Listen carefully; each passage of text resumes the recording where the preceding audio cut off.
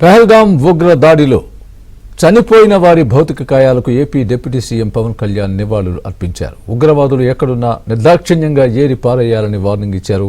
ఆయా రాష్ట్రాలకు చెందిన మృతుల పార్థివ దేహాలకు సీఎంలు ముఖ్య నేతలు నివాళులు అర్పించి వారి కుటుంబ సభ్యుల్ని ఓదార్చారు. జమ్మూ కశ్మీర్ పహల్గాం ఉగ్రదాడిలో చనిపోయిన నెల్లూరు జిల్లా కావలికి చెందిన ఐటీ ఉద్యోగి మధుసూదన్ రావు భౌతిక కాయానికి AP deputy CM Pawan Kalyan నివాళులర్పించారు. వారి కుటుంబ సభ్యులను పవన్ పరామర్శించారు.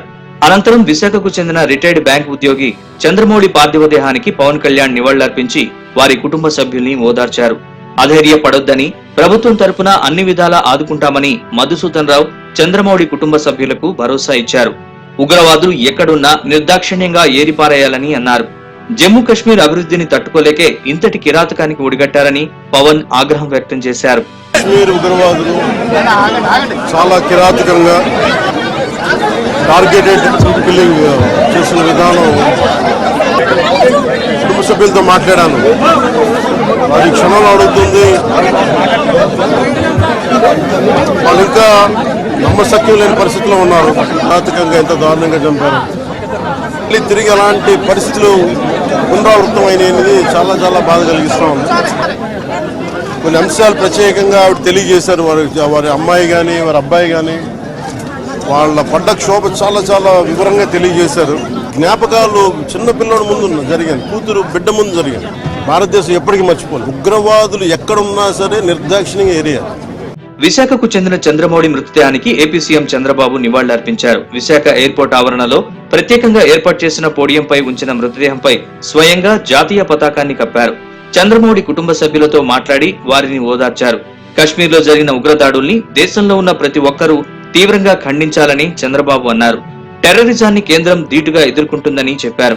దేశాన్ని విచ్ఛిన్నం చేయాలని యత్నించే శక్తులపై రాజీలేని పోరాటం చేయాలని పిలుపునిచ్చారు. ఉగ్రదాడిలో ప్రాణాలు కోల్పోయిన ఇరువురి కుటుంబాలకు 10 లక్షల చొప్పున ఎక్స్గ్రేషియా ప్రకటించారు.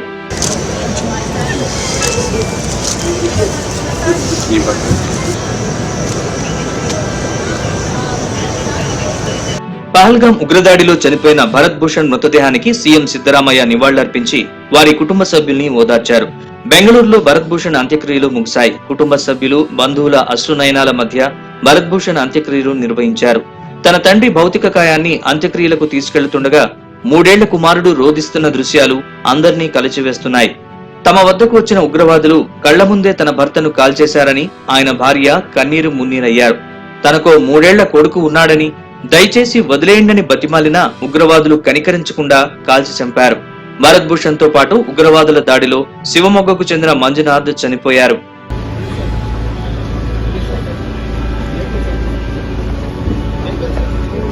ఉత్తరప్రదేశ్ కాన్పూర్ లో శుభం ద్వివేది పార్థివ దేహానికి సీఎం యోగి ఆదిత్యనాథ్ నివాళులర్పించారు. వారి కుటుంబ సభ్యులతో మాట్లాడి ధైర్యం చెప్పారు. 28 ఏళ్ల సాఫ్ట్వేర్ ఇంజనీర్ ద్వివేదికి 2 నెలల క్రితమే వివాహమైంది.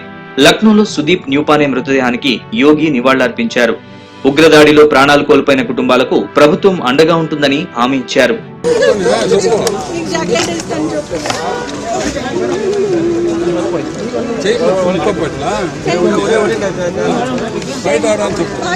పహల్గాం ఉగ్రదాడిలో మరణించిన ఒడిశా బాలసోర్ జిల్లాలోని ఇషాని గ్రామానికి చెందిన ప్రశాంత్ సత్పతి మృతదేహానికి సీఎం మోహన్ చరణ్ నివాళులర్పించి కుటుంబ సభ్యులతో మాట్లాడి వారికి ధైర్యం చెప్పారు.